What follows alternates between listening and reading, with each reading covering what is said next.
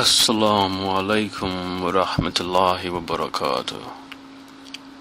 This is a story told many times before, a story believed by many, a story so popular that I'm sure you have heard it before, but you have never heard it quite like this. Listen. Once upon a time, there was a father and his 6 children. All 6 were boys, and he loved every one of them. However, 5 of the 6 children were very unruly. They will smack their lips while they eat, talk at the dining table. They will not do their laundry. They will leave their rooms messy. If they told their father they will come home at 7, they will show up 3 hours later. They were always fighting and breaking up things in the house. They were the typical children that many parents dread.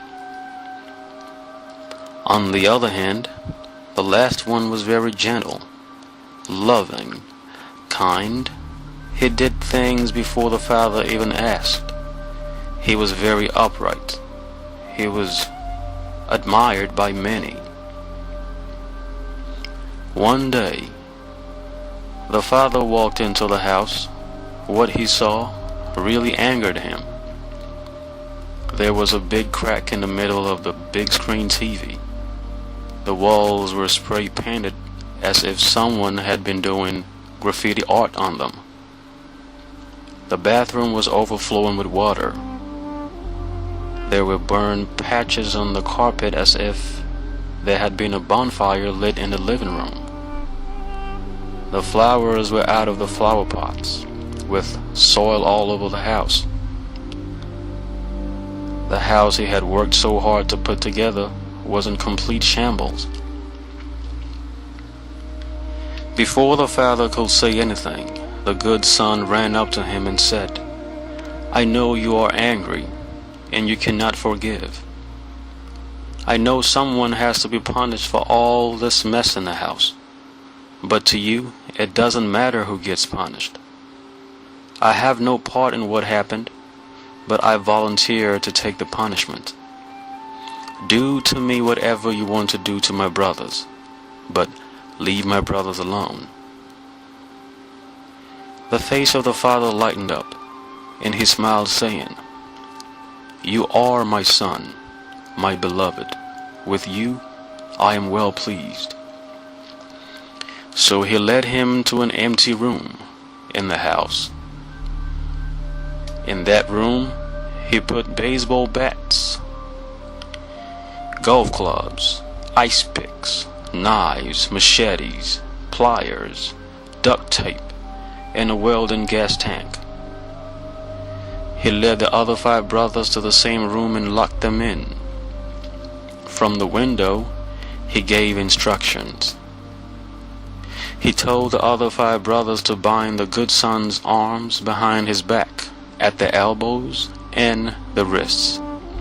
Bind the legs together at the knees and ankles. The ice pick shall be used to scoop out his eyes.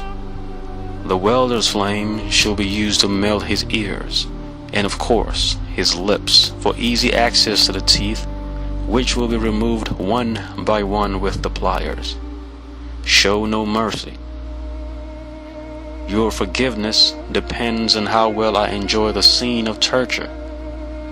Cover his mouth with the duct tape, so that his scream will not stifle the sound of his breaking skull when you hit it with the baseball bat. The golf clubs shall be used on his ribs, the machetes on his feet and hands.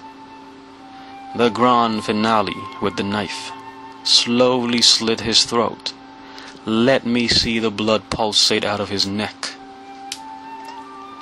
After hearing these instructions, the good son became hesitant. He said, "Father, everything is possible for you. Take this cup from me. Let my fate be different." But the father did not respond. Then he signaled for the show to begin, and the 5 brothers followed the instructions to detail. scooping out their brother's eyes, breaking his ribs, breaking his skull, breaking his knee bones, and torturing him basically. Now after his hands and feet were cut off, he knew what was next. Then he screamed with the last strength in him, "Why have you forsaken me?" And of course the father still did not respond. But he made one thing clear.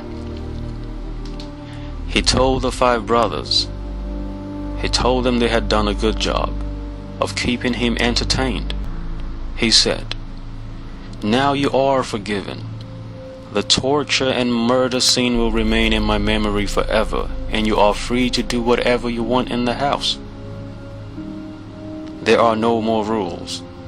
You have done something momentous, and while you go around the house causing anarchy and chaos, always remember the great event of torturing and murdering your brother, my son.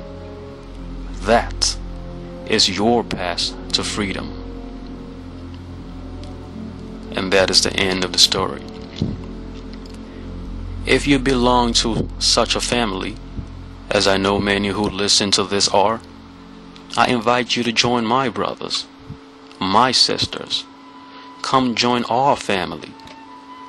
The following is part of the constitution we live by.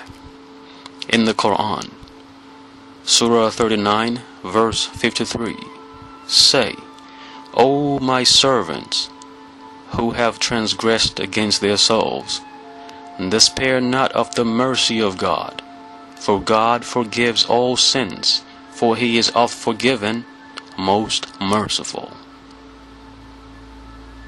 In Surah 42, verse 25, "And it is he who accepts repentance from his servants, and pardons the evil deed, and knows what you do." Assalamu alaikum.